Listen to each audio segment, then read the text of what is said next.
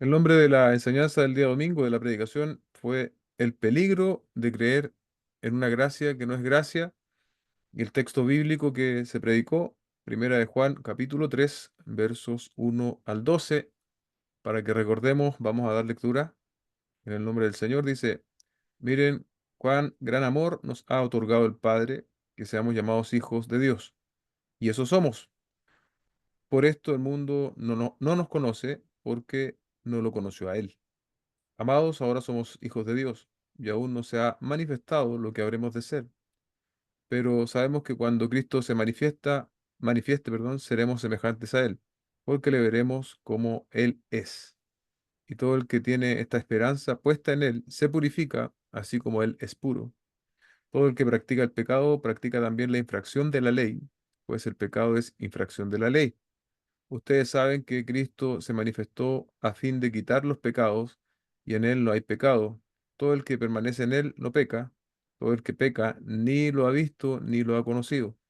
Hijos míos, nadie los engañe. El que practica la justicia es justo, así como Él es justo. El que practica el pecado es del diablo, porque el diablo ha pecado desde el principio. El Hijo de Dios se manifestó con este propósito, para destruir las obras del diablo.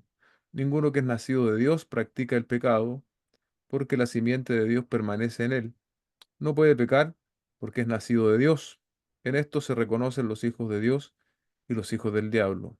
Todo aquel que no practica la justicia no es de Dios, tampoco aquel que no ama a su hermano. Bien, vamos a pedirle a nuestros hermanos, entonces, Sergio y Patricio, que puedan comentar el primer punto o traer aplicaciones, ¿cierto? Esa es la intención principal de lo que hacemos los miércoles. Lo que somos, es así denominé yo este punto, lo que somos y lo que seremos, basado en los versículos 1 y 2. Amén. Buenas noches, iglesia. Sí, con respecto a este primer punto, lo que somos y lo que seremos, ¿cierto? Los que hemos venido a Cristo en arrepentimiento y fe, la palabra declara que somos hijos del Señor, somos hijos de Dios, no solamente creación. Y hay una diferencia clara en la palabra del Señor el- con respecto a ser creación de Dios e hijos de Dios. Y esa diferencia la hace principalmente el estar unido a Cristo por la fe. Para las personas que no conocen al Señor, ¿cierto? Que no conocen el Evangelio, es muy común que piensen que todos somos hijos de Dios. Me he encontrado con muchas personas que han hecho esa declaración, que somos todos hijos de Dios. Pero cuando entendemos lo que implica creer en el Evangelio y ser hechos hijos de Dios, que tiene que ver con una eternidad con el Señor, ¿cierto? El Hijo de Dios irá a salvación eterna, mientras que el que no es hijo de Dios irá a una condenación eterna. Solo ahí podemos apreciar la inmensa gracia que nos ha dado el Señor, ¿cierto? Y el amor con el cual nos ha amado. Pero que muchas veces nosotros, como creyentes, ¿cierto? Como hijos de Dios, nos vivimos con esa conciencia de que somos hijos de Dios realmente y que estamos siendo guardados por el Señor en todo tiempo, a pesar de las cosas que nos pudieran estar pasando, a pesar de los sufrimientos. Pensamos muchas veces que por ser hijos de Dios no nos va a pasar nada en este mundo y no es así. Sin embargo, Dios nos guarda en todo tiempo. Esa es la realidad para los hijos de Dios, ¿cierto? Para los que hemos sido unidos a Cristo y gozamos de su amor y también de sus bendiciones. Para los hijos de Dios hay promesas temporales y también promesas eternas. Y una de las cosas que experimentaremos cuando hablan en la aplicación de lo que nosotros seremos, ¿cierto? Que experimentaremos los hijos de Dios es que seremos semejantes a nuestro Señor y ya no habrá más sufrimiento, no lidiaremos más con el pecado, que en definitiva es lo que nos trae sufrimiento muchas veces a nosotros, el pecado, ¿cierto? Yo intenté hacer el ejercicio, no sé si alguien puede imaginarse una vida sin pecar, y la verdad es muy difícil para nosotros, es muy difícil porque hasta nuestros pensamientos más bien intencionados están manchados por el pecado. Pero esa es la realidad para los que hemos venido al Señor en arrepentimiento y fe, ya no habrá más pecado, ¿cierto? Porque hemos sido alcanzados por la gracia del Señor y eso no cambiará. Y aunque nos toque sufrir en esta vida, un día nosotros estaremos con el Señor gozando eternamente. Y eso debe llenarnos de esperanza y de ganas de vivir para el Señor. Porque el hecho de ser hijos de Dios tiene que llevarnos a vivir de una forma distinta, con esperanza en quién nos ha hecho su hijo. Así que eso. Buenas noches, Iglesia, que el Señor le bendiga. En nuestro primer punto también es necesario destacar, ¿cierto?, lo que señala Juan, o cómo comienza Juan diciendo el pensamiento sobre si somos hijos de Dios, ¿cierto? En nuestro primer punto, bueno, debemos entender de que si somos hijos de Dios, ¿cómo es que nosotros deberíamos vivir? En eso yo meditaba en este primer punto, eh, si soy un hijo de Dios, si he nacido de nuevo, ¿cómo es mi vida hoy en día? ¿Mi vida refleja a Cristo o no refleja a Cristo? ¿Mi vida refleja que he nacido de nuevo o sigo en los mismos pecados de antes, que sigo sin cambiar? En este sentido, nosotros, si somos hijos de Dios, si somos creyentes, si hemos nacido de nuevo, el impacto del Señor en nuestra vida debe ser tan grande de tal forma que ya nuestro pecado que antes hacíamos habitualmente, ya no lo hacemos, ya nos molesta, ya nos duele cuando lo hacemos. Entonces, en este primer punto, bueno, yo pensaba en esto y en cómo es que debemos vivir. Vivir día a día nuestra vida como si somos hijos de Dios, como si Cristo estuviera en nosotros cada día, porque así es. Entonces, no debemos vivir como si no fuéramos hijos de Dios. También, bueno, debemos tener un deseo, ¿cierto?, de andar en la fe, de ver los caminos, cómo caminó el Señor Jesucristo, como si leemos los evangelios, cómo fue su vida. Entonces nosotros debemos imitarlo, imitar su forma de cómo él vivió una vida santa. Sabemos, usted perfectamente lo sabe, yo también, que no vamos a terminar de pecar nunca, que eso está en nuestro ADN, así que siempre vamos a estar fallando, pero lo importante es que no sea un hábito y en que cada día de nuestra vida nos comportemos como unos hijos de Dios, porque eso es lo que somos si hemos nacido de nuevo. Amén.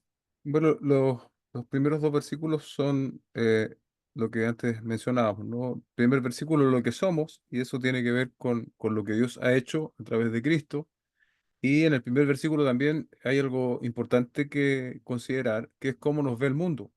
Dice que seamos llamados, primero que somos hijos de Dios por amor del Padre. Sabemos que ese amor se plasmó en Jesucristo. Es por eso que nosotros podemos llegar a ser hijos de Dios.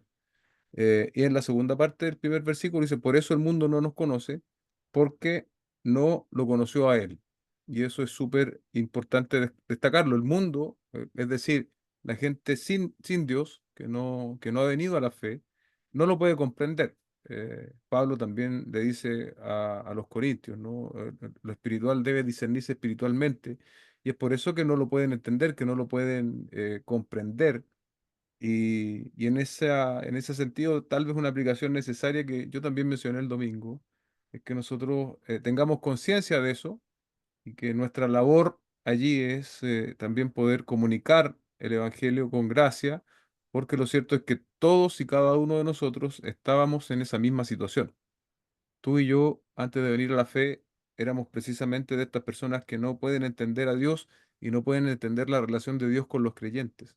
Entonces, en nuestra misión, por así decirlo, es comunicar el Evangelio a estas personas, a todas las personas que no están en la fe. Y eso es lo que somos, hijos de Dios. Como hijos de Dios hay multiplicidad de deberes. Uno de ellos es precisamente la evangelización hacia un mundo que no cree, básicamente. Y el segundo versículo de nuevo el apóstol Juan vuelve a decir, no, amados, ahora somos hijos de Dios. Y aquí está lo que seremos, ¿no? Y aún no se ha manifestado lo que habremos de ser, pero sabemos que cuando Cristo se manifiesta, ahí está el tiempo. ¿Cuándo va a suceder esto que vamos a hacer? Cuando Cristo se manifieste, allí se refiere a la segunda venida del Señor. ¿Qué va a pasar con nosotros? Seremos semejantes a Él. ¿Y por qué? Porque lo veremos como Él es. Y aquí, bueno, podemos hacer alguna meditación o reflexión respecto de esto mismo, ¿no? Y yo lo decía recién, ahí nos explica lo que seremos, cuándo lo seremos. Y es importante, porque esto que está aquí en este verso 2 constituye lo que en el segundo punto va a ser la esperanza.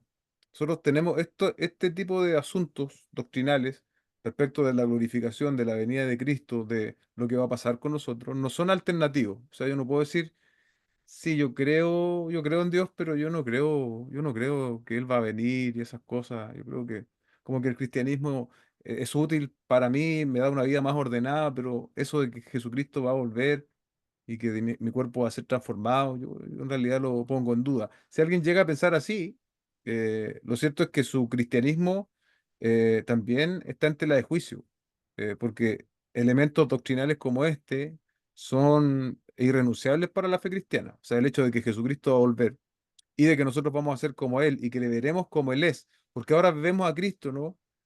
A través, con este cuerpo mortal, por así decirlo, con este muerto, con este cuerpo que está aún sujeto, ¿no? O condicionado, pero cuando nuestros cuerpos sean glorificados, nuestro entendimiento va a ser otro, nuestros ojos van a ser otro, todo nuestro ser va a ser afectado.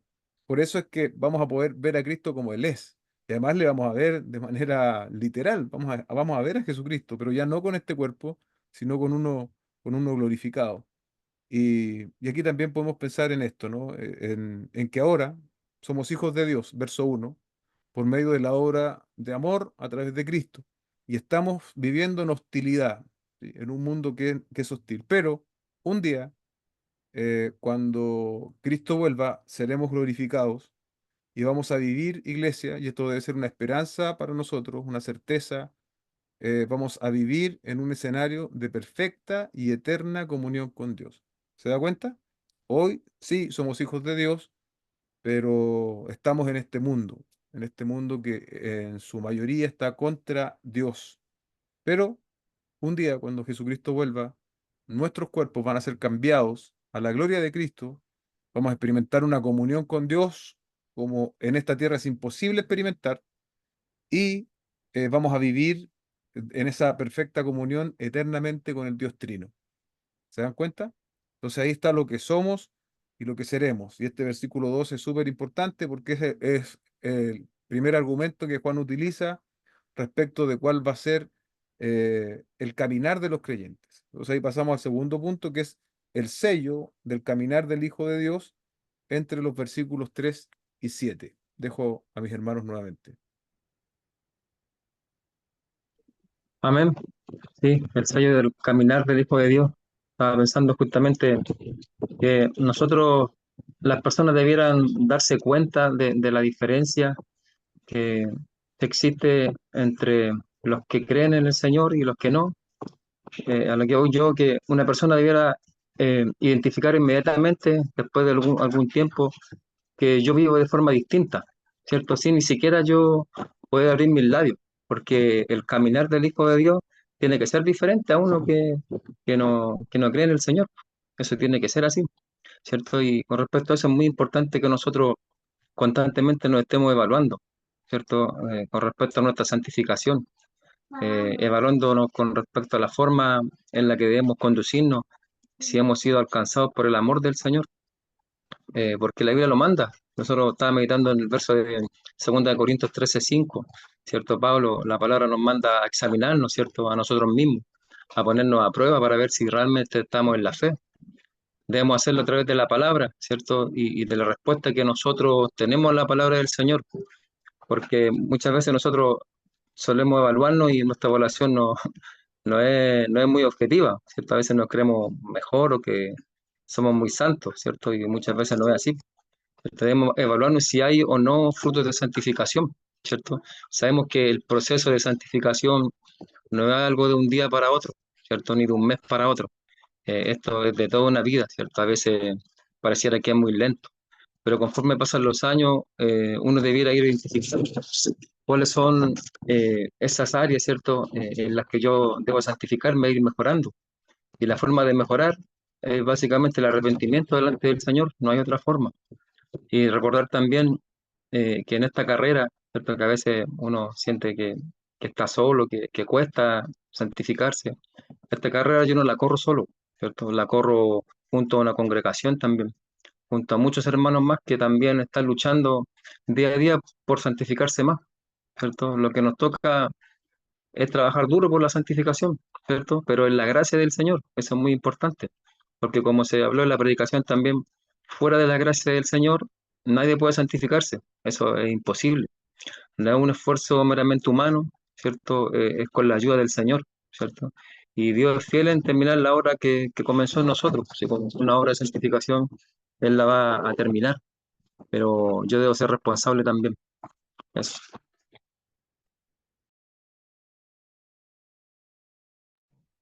Amén. Nuestro segundo punto ya, como lo había iniciado ya nuestro hermano Sergio, sí, yo quería recalcar un poco lo que es vivir bajo la santidad, ¿cierto? A veces nos gustaría hacer o no fallar o no cometer pecado. Hace un tiempo escuchaba a un pastor que tiene más de 80 años y él hablando sobre las tentaciones decía que él aún luchaba con tentaciones de cuando era muy joven. Entonces, uno a veces piensa, no sé, ya llevo tanto tiempo caminando en el Señor, ya ciertos pecados con los que luchaba antes los sigo luchando y no sé, quizás debería ser más santo o ya no caer tanto como antes. Y tal como nos decía la prédica y nuestro hermano, esto es una vida, no es de un momento a otro. A veces quisiera que esto fuera mucho más rápido, que fuera de aquí a mañana, pero esto es toda una vida en que vamos a seguir luchando con nuestro pecado y donde el Señor también nos va a seguir formando. También cada uno de nosotros sabe o ha visto de grandes pastores o grandes hombres del Señor que terminan cayendo en pecado. Entonces, esto también nosotros lo tenemos que tomar como aplicación en nuestra vida y entender de que no somos fuertes como creemos ser, no somos los mejores los grandes santos, por así decirlo. Pablo también dice, el que piensa estar firme, mire que no caiga. Es un gran mensaje también que debemos recordar cada día de nuestra vida y a entender que no somos los mejores ni los más fuertes, que también vamos a fallar, pero lo importante es arrepentirnos y tal como nos enseñó el mensaje, es diferente pecar a permanecer en el pecado. Lo importante en alguien que sea hijo de Dios, en alguien que ha nacido de nuevo, es que no permanezca en el pecado, sino que cada vez cuando falle, que se arrepienta, que nos arrepintamos de todo corazón y podamos entender de que el Señor ha pagado por nuestro pecado, pero eso no nos da la libertad, por así decirlo, para vivir el libertinaje, sino que debemos luchar con nuestro pecado. Tenemos al Espíritu Santo con nosotros que también nos capacita para poder vencer ese pecado. También pensaba en que mucho se habla de la venida de Cristo y a veces se nos olvida que Él en algún momento va a venir por nosotros, que Él va a venir por su iglesia. Entonces, también como aplicación en nuestras vidas es que vivamos cada día de nuestra vida como creyendo de todo nuestro corazón que Él va a venir, que Él va a venir por su iglesia y que nos espera a nosotros alerta, que nos espera a nosotros atentos, que nos espera a nosotros luchando por vivir en santidad, que no nos sorprenda estando en una rutina, que no nos sorprenda ya dando por sentado que no voy a superar mi pecado, sino que esto sea una infusión de ánimo, por así decirlo, para que cada uno de nosotros recobre aliento y entendamos que el Señor va a venir por nosotros y que luchemos día a día por ser santos, luchemos día a día por ser personas buenas, personas rectas, que se nos conozca, que se nos reconozca a nosotros no solamente por predicar el Evangelio, sino que también por nuestra actitud en nuestra vida, que nuestros vecinos puedan ver que somos distintos, que nuestros compañeros de trabajo, que nuestros familiares, no solamente expresarlo con nuestras palabras, sino también que con nuestros actos también hable mucho más que lo que nosotros podamos decir. Amén. Bueno, este punto 3 es básicamente cómo luce el Hijo de Dios. Y como yo les conversábamos antes, ¿no? Esto tiene que ver con el verso 3 dice, y todo el que tiene esta esperanza puesta en él, ¿cuál es esa esperanza? La del retorno del Señor Jesucristo. ¿Qué hace el que tiene esta esperanza? El texto lo asume, ¿no? No da una explicación, sino que asume que los que creen que Jesucristo va a venir y que van a ser como Él es, se purifica así como Él es puro. Entonces, el modelo está allí, ¿no? ¿Cuál es el modelo de pureza de nosotros como creyentes? Es Jesucristo. Y la pregunta práctica que tenemos que hacernos es, ¿dónde nosotros vemos a Cristo? ¿Dónde podemos ver ese modelo del cual nosotros tenemos que seguir? Porque dice el texto que tenemos la obligación de purificarnos como el Señor es puro. ¿Y dónde se nos ha revelado Jesucristo de manera suficiente? En la palabra, ¿no? Entonces aquí es muy amplio el poder ver la pureza del Señor como modelo, o sea, donde nosotros lo vamos a ver en su palabra. Y eso, su palabra tiene una multiplicidad de opciones. una irrenunciable debe ser ciertamente el congregarse, como decía Andrés antes, ser parte de una iglesia local, participar de todas las actividades que la iglesia tenga, porque se asume que todas las actividades que la iglesia tiene relación con este objetivo de ser edificados.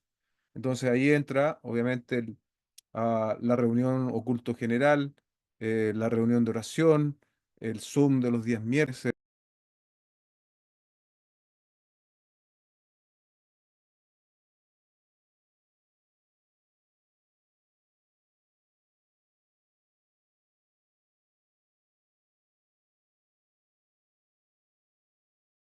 Nosotros tenemos que ser serios, ¿no? Ser serios. Yo entiendo que a veces, por diversos motivos, a veces uno no se puede congregar, a veces por algún otro motivo no me puedo conectar al Zoom, pero que eso no sea eso que no sea la constante, digamos, que no sea la constante, sino más bien a veces por cansancio, a veces por compromiso, por trabajo, eh, pero que no sea por una cuestión de ánimo, porque probablemente cuando yo menos ánimo tengo de estar, por ejemplo, en una reunión como esta, donde sé que vamos a hablar la palabra, es cuando más lo necesito. ¿Se dan cuenta? Cuando más lo necesito es cuando mi carne me va a arrastrar en otra dirección.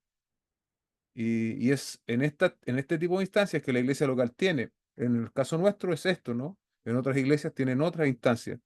Pero este es un momento en que nosotros reflexionamos en la palabra, buscamos la aplicación. Y si yo me resto, obviamente me voy a estar restando también de poder ver el modelo de pureza de Jesucristo. Porque todo lo que nosotros hacemos cuando predicamos la palabra del Señor tiene relación con eso. Algunas enseñanzas van de manera más directa, otras tal vez de manera más indirecta, pero todo tiene que ver también con eso. Así que eso se los dejo como aplicación y como pregunta personal. Nosotros nos estamos ajustando a los deseos de Dios. Él quiere que seamos puros, o más bien seguimos viviendo para nuestros propios deseos. Esa es una pregunta también de aplicación que cada uno de nosotros debe hacerse de cara a esta enseñanza. El verso 4 dice, todo el que practica el pecado practica también la infracción de la ley, pues el pecado es infracción de la ley. Ahí define en este contexto eh, Juan el pecado como infracción de la ley, es una oposición obstinada. ¿Por qué? Porque es práctica, ¿sí? Cuando en todo este contexto, una de las cosas que yo leí en mi estudio para el sermón, incluso cuando solo habla de pecado, siempre está hablando de práctica de pecado. Podría haber sido traducido incluso cada texto que se menciona pecado acá como práctica de pecado. O sea, no lo entendamos como un pecado aislado, sino que cada vez que en el texto que nosotros vimos el día domingo aparece la palabra pecado, siempre es práctica de pecado. Es decir, una vida que está sumida en un hábito pecaminoso, ¿sí? No es un pecado que a veces nosotros podemos experimentar de forma ocasional, como muchos de nosotros experimentamos, ya sea en nuestro pensamiento o en nuestro obrar, o pecados de omisión también, ¿no? Que también son pecados. Eh, pero aquí práctica, ¿no? Esta infracción de la ley nos está hablando de una práctica, de algo constante, y que nosotros solemos responder justificándonos. Eh, Cuando hay una práctica, obviamente, lo que Juan está estableciendo acá, que cuando hay práctica de pecado, y después lo dice, ¿no? Es un hijo del diablo. Sin embargo, tal vez muchas veces nosotros caemos en periodos eh, en que somos atraídos por el pecado y estamos estamos en tentación y caemos constantemente. Y cuando estamos en esa situación, solemos nosotros justificarnos, ¿no? La justificación puede ser mi debilidad humana, una que también yo he escuchado mucho es el Señor sabe, ¿no? Si el Señor sabe. Bueno, precisamente porque el Señor sabe, como decía el verso anterior, Él es puro y quiere que nosotros y cada uno de nosotros también seamos puros. Y el asunto teológico, ¿no? Que eso ya es tal vez, está más es incluso más peligroso, porque si alguien piensa que por el hecho de haber llegado a Cristo, eh, todos sus pecados ya están, y eso es verdad, todos sus pecados están cubiertos, entonces, pero no importa que él siga pecando, porque Jesucristo ya pagó por sus pecados. Eso es lo que en teología se conoce como el antinomianismo. Y ahí están los dos extremos, ¿no? el legalista, ¿qué hacía? ¿Se acuerdan la semana antes pasada? El legalista intentaba a través de su esfuerzo justificarse delante de Dios a través de sus propias obras, a través de un apego superficial a la ley de Dios, y bueno, y de paso, eso producía orgullo y señalamiento hacia otros. Este es el otro extremo, es el caso del antinomiano, ese que dice que Jesucristo hizo una obra completa y por lo tanto él no tiene ninguna obligación para con los mandamientos de Dios. Y existen personas que creen esto. A usted le puede parecer extraño, pero existen personas que creen que ellos pueden vivir en absoluto libertinaje y aún pretendiendo ser cristianos. Y es precisamente lo que Juan está atacando. Claro, la filosofía ahí era otra, la filosofía gnóstica, ¿no? Que el pecado en realidad no afectaba el espíritu, sino solo el cuerpo, pero el trasfondo es el mismo, o sea, la raíz es la misma. Entonces, es importante que nosotros sepamos esto, porque incluso muchas veces podemos nosotros mismos llegar a cultivar, tal vez no un antinomianismo, antiley, así con todas sus características, pero sí ciertos aspectos de él. Entonces tenemos que tener mucho cuidado.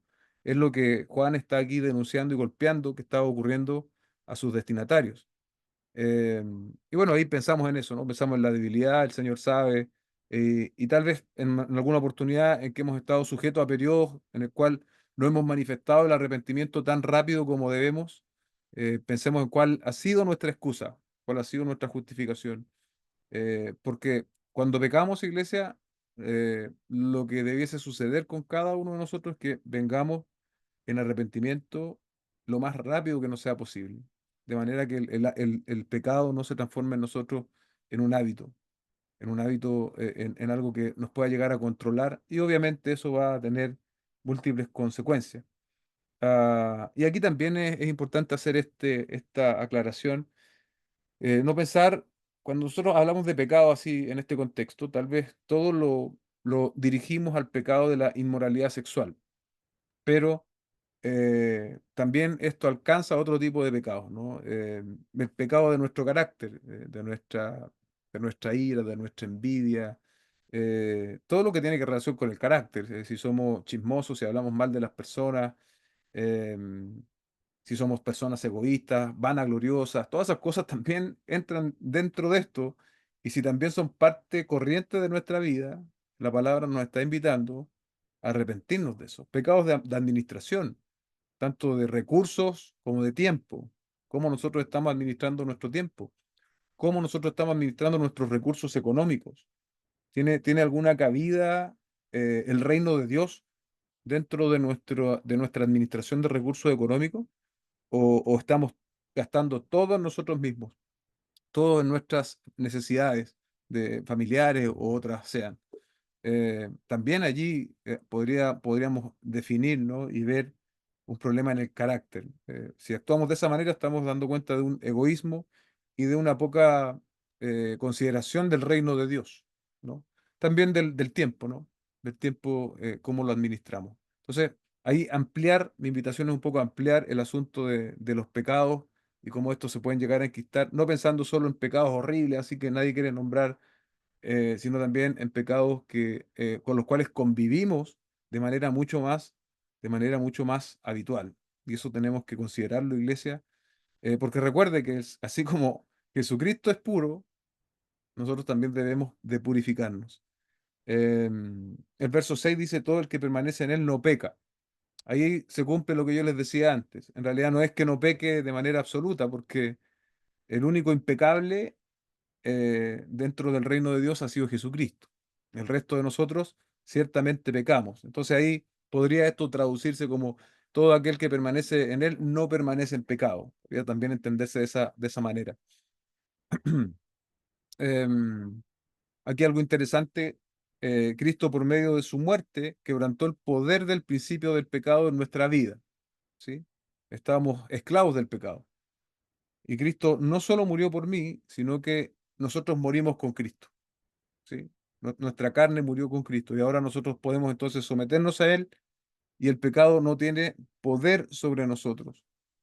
El que permanece en el pecado, dice el texto, eh, todo el que peca ni lo ha visto ni le ha conocido.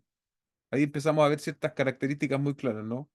El que permanece en él no peca, otra vez, piense siempre en práctica del pecado, y todo el que practica el pecado no le ha visto ni le ha conocido. ¿Sí? Yo me acordé hoy día mientras meditaba en esto, en el proceso de disciplina de una iglesia. Esto, para quienes no lo saben, está en Mateo capítulo 18. ¿Qué se hace en un proceso disciplinario en una iglesia?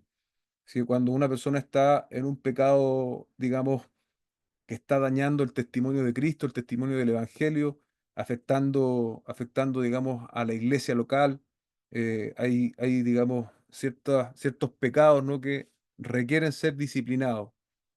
Em, Porque, por ejemplo, si yo, no sé, si yo, por ejemplo, me enojo con mi esposa, no voy a ser sujeto de disciplina, ¿no? Ahora, si yo, por ejemplo, maltrato a mi esposa, sí, ¿se da cuenta?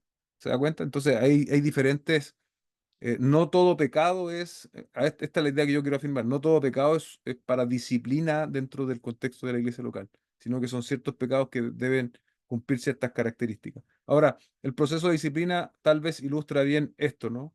Porque se asume de que estamos dentro de una comunidad de creyentes y una persona que está en un pecado requiere ser disciplinado.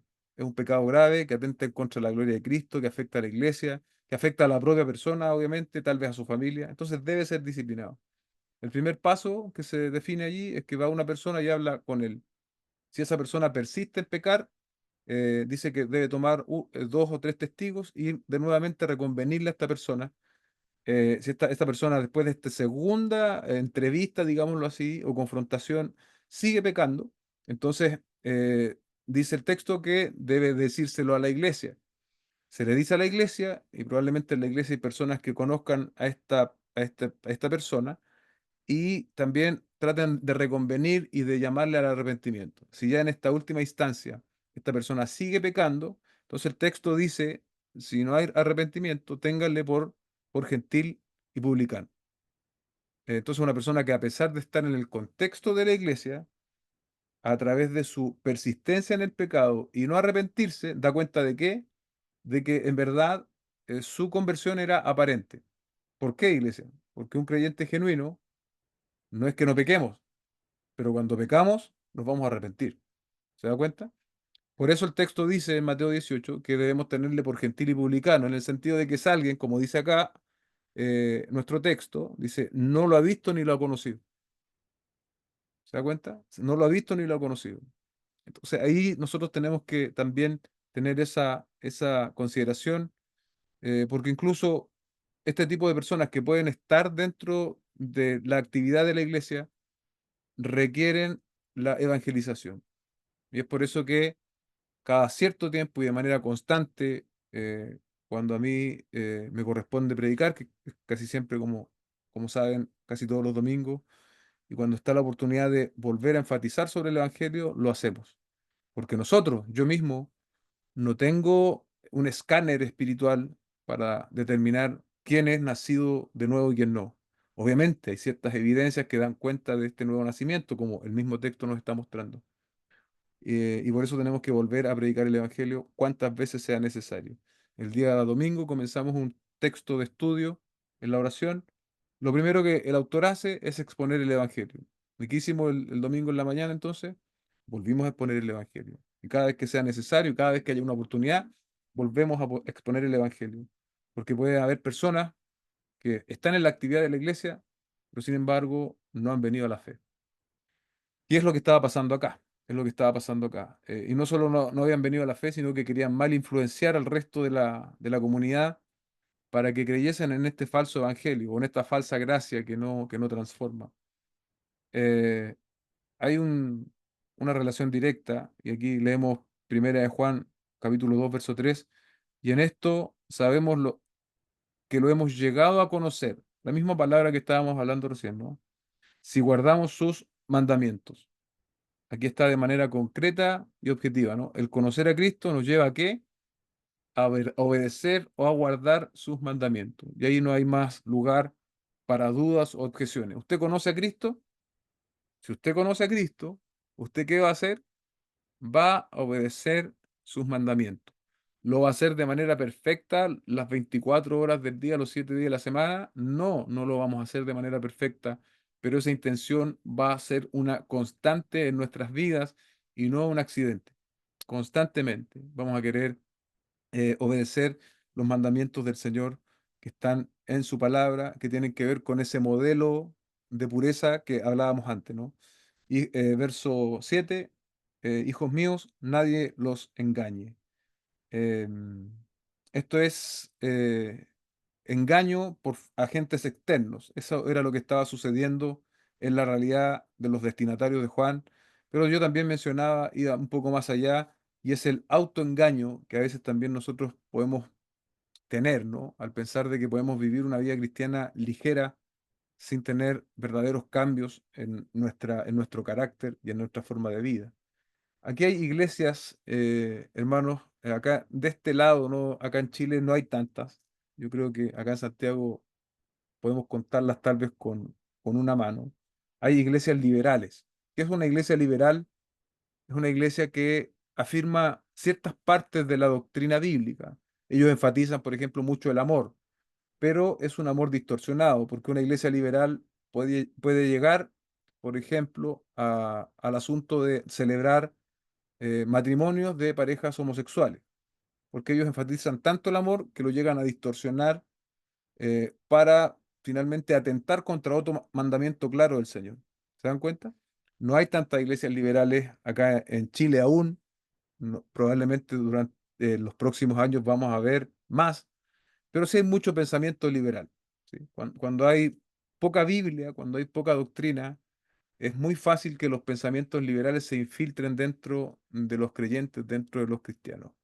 El liberal está con una tijera cortando todo aquello que a él no le parece que está bien en la escritura. Entonces, cuando se encuentra algo que le parece muy anticuado, lo corta, literal, lo corta. Y se queda con una Biblia a su propia edición.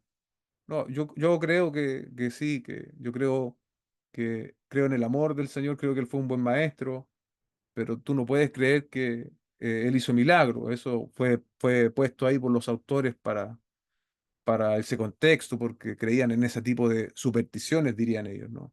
Entonces, ese es para que usted conozca un poco de esto, ¿no? Si es que no lo conoce. Es un poco algunos tintes o algunas características o sellos de los liberales y de los cuales tenemos que nosotros tener mucho cuidado, ¿no? Y guardar también nuestro corazón. Lo cierto es que donde se le quite la gravedad al pecado y se le redefina en términos culturales, nuestras alarmas deben encenderse. Les repito esa idea. Donde se quite la gravedad del pecado y se redefina en términos culturales, nuestras alarmas deben encenderse. ¿Sí? Deben encenderse. Sobre todo si estamos hablando entre personas cristianas, allí hay engaño. ¿Sí? Allí hay engaño, donde se empieza a matizar el pecado, a quitarle gravedad, e incluso a llamar a actitudes que la Biblia claramente dice que son pecados, pero ya le cambian el nombre. Estos días escuchábamos las noticias respecto de la elección de Estados Unidos acá en la casa y me llamaba la atención porque la periodista decía que la candidata estaba en pro de los derechos reproductivos de la mujer. ¿Se da cuenta? ¿Y qué son los derechos reproductivos de la mujer? Es aborto. Es aborto, pero ellos le llaman ahora derechos reproductivos de la mujer. Eh, y eso es un buen ejemplo, ¿no? De cómo se redefine el término para quizás no ser tan fuerte el término. Y lamentablemente ese tipo de cosas también suceden y se van a empezar a infiltrar en la iglesia. Nosotros tenemos que, tal como le dijo Juan a sus destinatarios, que nadie nos engañe, que nadie nos engañe.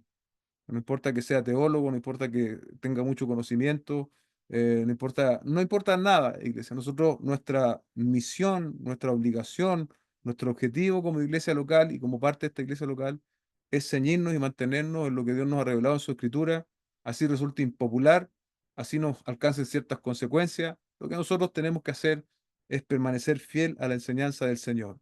Eh, y vamos a estar entonces ahí en paz. Vamos a estar siguiendo este modelo de pureza que el Señor nos ha dejado.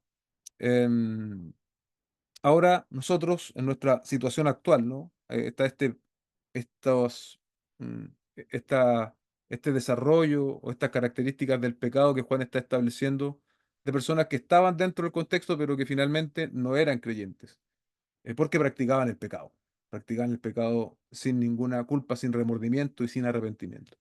Ahora, a quienes estamos en la fe y lidiamos con el pecado, somos genuinos creyentes. Y alguien dijo en alguna oportunidad que una de las evidencias de un verdadero creyente es justamente esa, que está constantemente luchando contra el pecado, ¿sí? Está luchando constantemente con el pecado que aún está como remanente en él. Por lo tanto, el llamado al arrepentimiento, iglesia, para cada uno de nosotros, tal vez tú estás en un pecado y amplíe su concepto de pecado, ¿sí? No lo reduzcamos a cuestiones sexuales, sino pecado de egoísmo, pecado de ira, pecado que no son espíritus tampoco, son pecados. eh, y todo tipo de pecados, ¿no? De carácter, de enojo, etcétera. El que tal vez con el cual usted lidia de mayor manera, debemos arrepentirnos de él. Y que de manera que esto no se transforme en un hábito. Yo decía el domingo en un quiste. ¿Usted sabe lo que es un quiste? Cuando crece algo acá, un quiste, por ejemplo, en el hueso, se te pega ahí y pasa a ser parte del hueso. La única manera de sacar algo así es con una cirugía. Bueno, podríamos decir que Dios nos da las herramientas a través de su evangelio para lidiar con eso, pero obviamente cuando un pecado empieza a ser un hábito en mí, Dios me va a disciplinar. Dios no me va a dejar vivir en el pecado de forma gratis.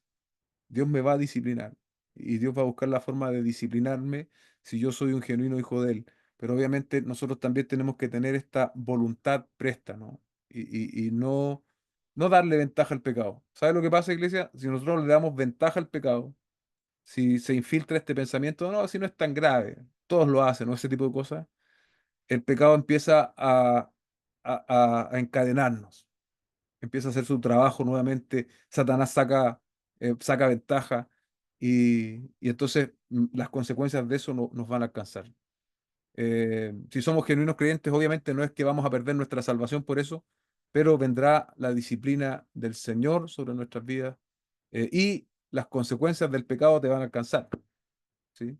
Si tú decides pecar contra Dios, las consecuencias del pecado te van a alcanzar.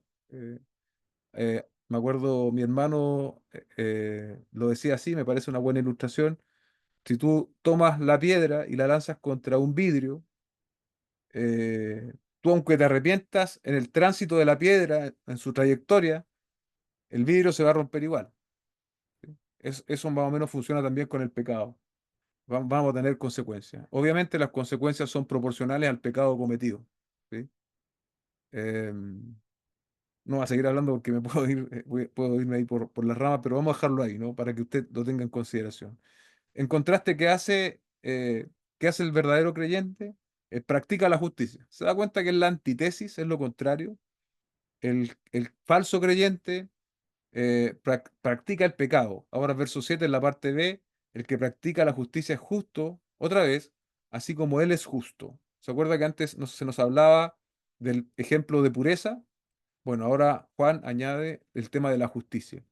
¿Quién mostró una justicia perfecta? Es más, ¿quién cumplió a cabalidad la ley de Dios? Jesucristo. Él es perfectamente justo, podríamos decirlo, ¿no?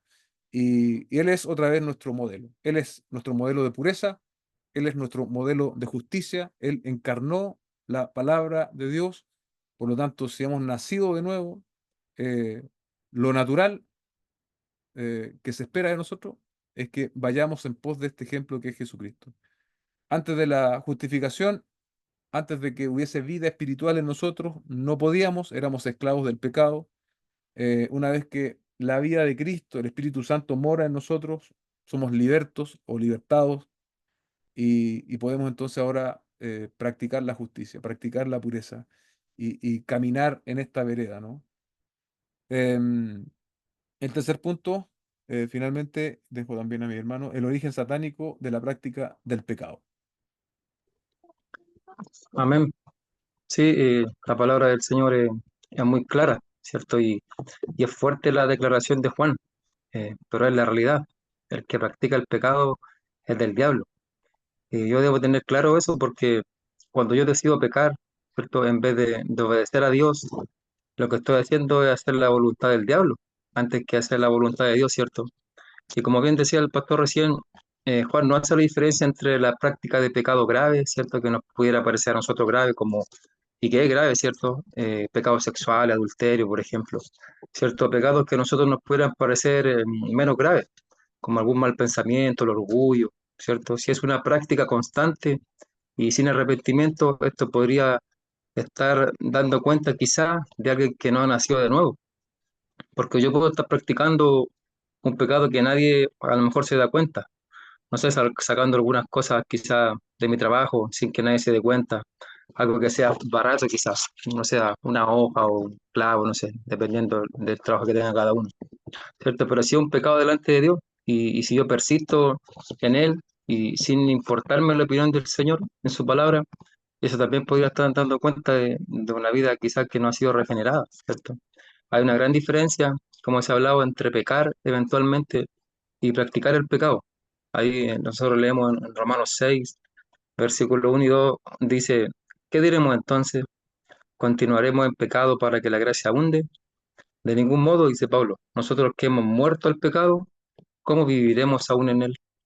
Nosotros los hijos de Dios hemos muerto al pecado. El pecado ya no tiene poder sobre nosotros, ¿cierto? Entonces, Pablo dice con una pregunta, ¿cierto? Retórica, obviamente, está la respuesta ahí misma.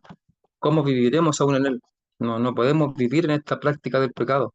Los que hemos muerto el pecado, los que hemos sido alcanzados por el Señor, ¿cierto? Cuando un hijo de Dios cae en pecado, porque sí puede pasar, ¿cierto?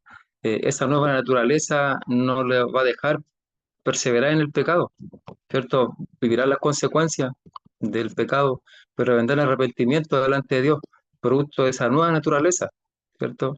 La disposición a la obediencia siempre estará en los hijos de Dios para ver por esa nueva naturaleza que existe en él. Entonces yo debo pensar la voluntad de quién yo quiero hacer, ¿cierto? La voluntad de aquel que ha sido mentiroso, homicida desde el principio, aquel que vino a matar, robar y destruir, o quiero hacer la voluntad de aquel que me salvó, aquel que me hizo hijo, aquel que me ama, aquel que quiere darme una vida abundante. Entonces, en definitiva, Iglesia, Dios es digno de toda nuestra obediencia, no de algunas partes nomás, de algunas áreas de nuestra vida. Dios es digno de que yo le obedezca por completo, ¿cierto? Y esa debe ser nuestra meta, la obediencia.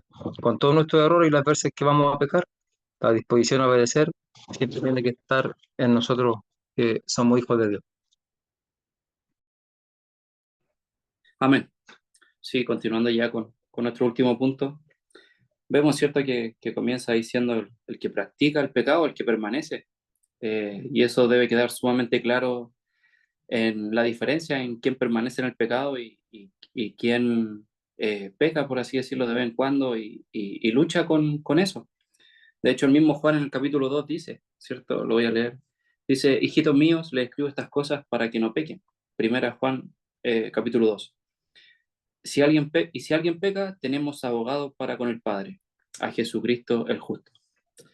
Entonces, cada uno de nosotros, como hijos de Dios, no permanecemos en el pecado, sino que luchamos con él. Hay pecados en donde quisiéramos vencer y se nos hace difícil. O hay hábitos también que no están bien, que no son correctos y que también debemos cambiar y también se hace difícil. Pero una cosa sí hacemos y es que no actuamos de la misma forma que los incrédulos, que la misma forma de quienes no conocen al Señor, sino que nosotros nos arrepentimos, no somos indiferentes al pecado, sino que nos dolemos, sufrimos, lloramos por nuestro pecado. Y bueno, ¿cuál es la forma también de luchar con ello, de alejarnos del pecado? Radica también en la oración, en una oración constante con el Señor, el ser fortalecido. Nuestra carne no quiere orar, pero por ahí leía una frase que cuando tú no quieres orar es cuando más debes hacerlo. Y eso es muy importante que lo hagamos. También otro punto es huir, en no luchar, en no jugar en el limbo con la tentación, sabiendo que podríamos pecar. Con los varones vimos justamente una parte de esto, que era el huir. Y, y a raíz de eso, bueno, recordábamos a José cuando estaba con la mujer de Potifar. y él fue capaz de huir, y dice en Génesis 39 que el Señor extendió su misericordia con él. Y vemos las consecuencias de cómo el Señor tenía gracia con José y las cosas que le pasaban porque él fue fiel al Señor. Y también tenemos la otra parte, ¿cierto? Tenemos a David, que él no fue capaz de huir, que él cedió a la tentación. Y bueno, sabemos sus consecuencias. Aunque lo bueno de David, y es que también debemos imitar, es su arrepentimiento, su forma de arrepentirse de su pecado. Y es bien bueno el ejemplo que decía el pastor justamente por el pecado de David, también me recordaba eso de la piedra. Al final, la consecuencia que tuvo David fue muy grande a pesar de su arrepentimiento. Entonces nosotros como hijos de Dios debemos tener el deseo y el anhelo de tener una vida recta, de tener buenos hábitos, y que quien ha nacido de Dios, nosotros no deseamos vivir en el pecado. Caemos en el pecado porque no queremos, no es lo que nos gustaría. Sin embargo, vamos a luchar día a día con eso. Y lo importante es que cuando caigamos en pecado es arrepentirnos de todo corazón y cambiar. Y cambiar nuestra actitud, cambiar nuestro pecado. Y también, si es necesario, conversarlo y aferrarse a algún hermano, comentar, pedir ayuda. Eso también es sumamente importante, apoyarse en la iglesia local. Amén. Verso 8, el que practica el pecado es del diablo. Eso es categórico, ¿no? El que practica el pecado es del diablo. Porque el diablo ha pecado desde el principio. Se da cuenta como es antitético Juan, ¿no? Primero hablaba el modelo de pureza, que Jesucristo es justo, etcétera. Y ahora está antitético, me refiero a que está expresando justamente lo contrario. Entonces, el que practica el pecado es del diablo, porque el diablo ha pecado desde el principio. Entonces, la práctica del pecado y la práctica de la justicia son una señal. No hay apelación aquí, no hay justificación, no hay forma de decirlo de otra forma. Y lo que tenemos que preguntarnos cada uno de nosotros es qué practicamos, qué es preponderante en nuestras vidas, la justicia o una práctica de pecado. Porque esto es serio, ¿no? Dice el texto, el que practica el pecado es del diablo. Es obvio que si es del diablo, como bien dice Juan, no puede ser de Dios. O sea, no puede ser del diablo y de Dios al mismo tiempo. O eres del uno o eres del otro. Yo pensaba en esto y es que los hijos siempre se parecen a sus padres, ¿no? Los hijos siempre se parecen a sus padres, ya sea en su carácter o en su físico. Siempre heredamos ciertos rasgos de nuestros padres. Aquí podríamos pensar que también sirve, ¿no? Si somos hijos de Dios, tenemos que tener rasgos de su naturaleza, de su pureza, de su justicia. Y eso debe ser ese análisis personal que también debemos nosotros hacer. El Hijo de Dios se manifestó con este propósito, continúa el texto, para destruir las obras del diablo. Em, Otra vez, ¿no? Si el propósito del Señor Jesucristo era destruir las obras del diablo, ¿cómo si nosotros decimos que somos hijos del Señor vamos a estar practicando dichas obras? No puede ser. Aquí también es bueno señalar que hay ciertos extremos, ¿no? Hay quienes creen, creyentes, que todo es por Satanás. Entonces, ellos no hablan del pecado del rencor, no hablan del pecado del chisme, del pecado del adulterio o del egoísmo, sino que ellos hablan todo ese espíritu. O sea, hablan del espíritu del egoísmo, del espíritu. Entonces, todo es satánico, todo el responsable de, de sus debilidades carnales no son ellos mismos, sino que son espíritus. Ese es un extremo. Y en el otro extremo están quienes piensan que Satanás ya no tiene ningún poder, por lo tanto viven relajadamente como si Satanás no tuviese nada que hacer en contra nuestra. Ahí podemos recordar pasajes como Job, pasajes como Pedro, ¿sí? Donde vemos que Satanás siempre es súbdito, ¿no? Siempre está sirviendo incluso a los planes de Dios y que no puede actuar de manera independiente, sino que actúa siempre bajo la voluntad soberana de Dios, ¿sí? Satanás no es un enemigo en términos igualitarios en contra de Dios, es un ser creado, es un súbdito, y aunque él pretenda otra cosa, él sirve a los planes de Dios, él sirve a los planes de Dios. Y el texto acá dice, para destruir las obras, ¿no? Y decíamos, hacíamos ese señalamiento ya sea destruir o deshacer. Quizás deshacer es una mejor palabra, según los estudiosos, porque no significa dejar inoperante, sino más bien quitar poder. Satanás, sabemos, no ha sido aniquilado, pero su poder ha sido reducido y sus armas están deterioradas. Sigue siendo un enemigo poderoso, pero nunca ha podido competir y nunca podrá competir con el poder de Dios. Siempre está sujeto. Categórico y conclusivo, el verso 9: ninguno que es nacido de Dios practica el pecado. ¿Y por qué no puede un cristiano practicar el pecado? Porque la simiente de Dios permanece en él, la nueva vida, la vida que provee el Espíritu Santo. Por lo tanto, no puede practicar el pecado, no puede pecar, porque es nacido de Dios, ¿sí? Es nacido de Dios. El Señor le ha dado esta vida, que esta vida de Dios no es posible que viva pecando. Déjeme leer algo que no compartí el día domingo, lo dejé por razones de tiempo. Dice, cuando una persona recibe a Cristo como Salvador, experimenta cambios espirituales tremendos. Se le da una nueva posición delante de Dios y es aceptado como justo ante los ojos de Dios. A esta nueva posición se le da el nombre de justificación. Esta posición nunca cambia y nunca se pierde. Otro cambio importante en el creyente es que ha sido apartado para los propósitos de Dios, a fin de que viva para su gloria. Esta obra se denomina santificación y tiene una manera de cambiar un día para el otro. Algunos días estamos mucho más cerca de Cristo y le obedecemos mucho más rápidamente. Eso es verdad, ¿no? A veces sentimos y sabemos que estamos más cerca de Dios y otros días en realidad estamos con ciertas disciplinas espirituales algo apagadas.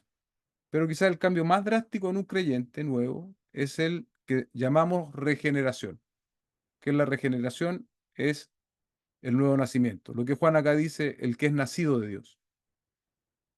Para entrar en la familia de Dios. Re significa otra vez y generación quiere decir nacimiento.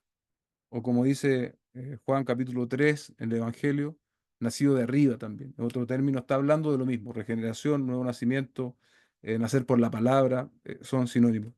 La justificación se refiere a una nueva posición delante de Dios. Es decir, el Señor nos declara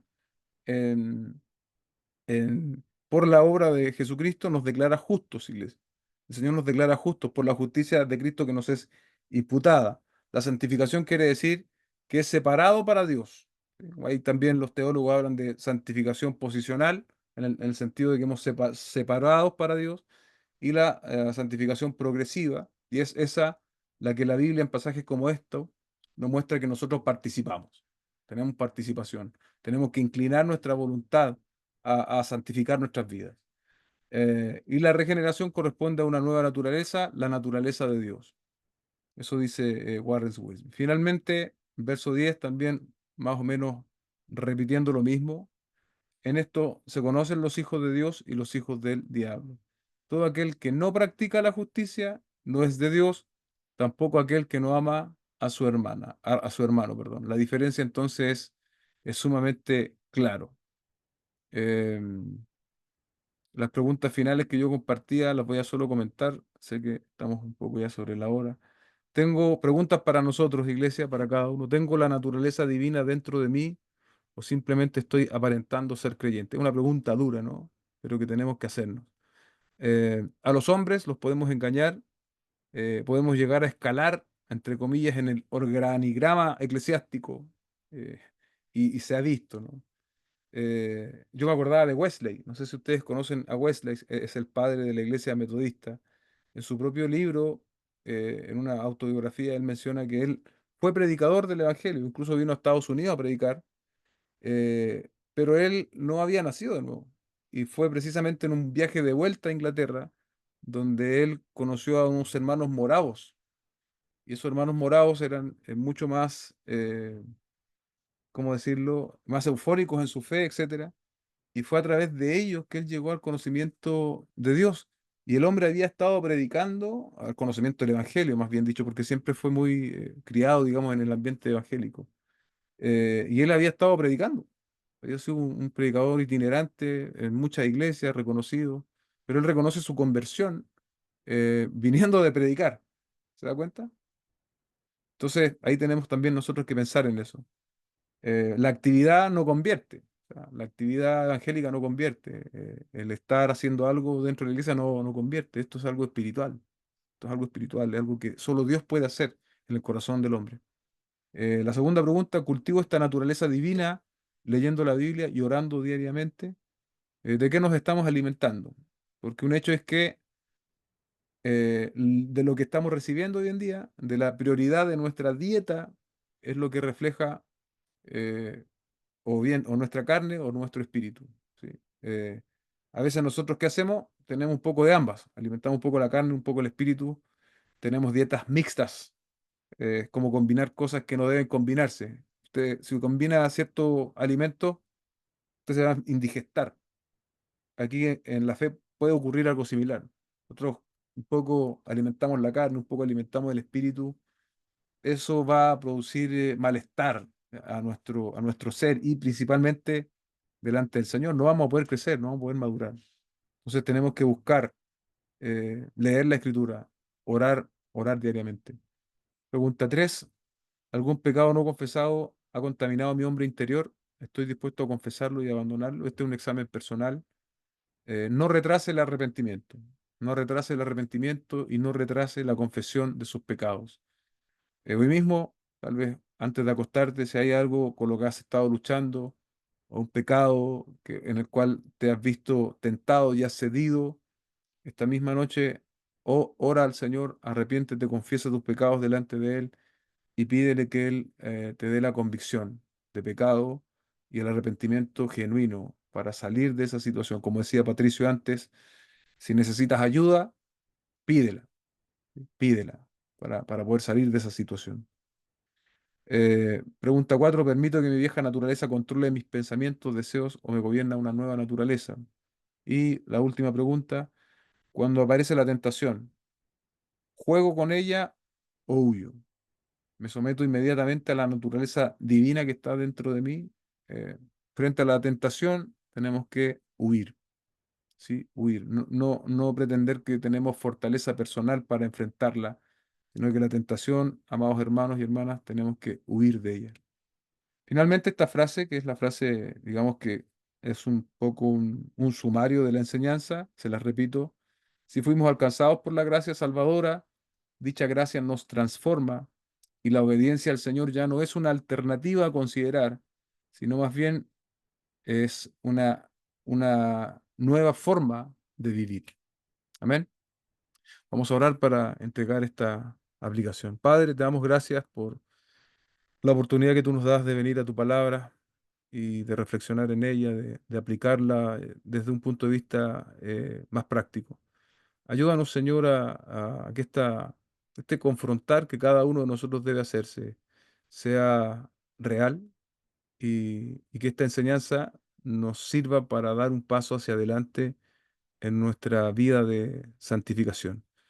Y tal vez, ¿por qué no? Sea el caso de que sea una predicación que llame la atención a aquellos, Señor, que no han venido verdaderamente a la fe, Señor, y sea un buen momento, Señor, para venir a la verdadera fe del Hijo de Dios, Señor.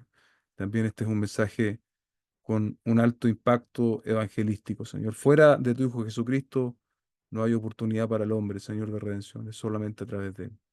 Damos gracias en el nombre de Jesús, nuestro Señor. Amén y amén.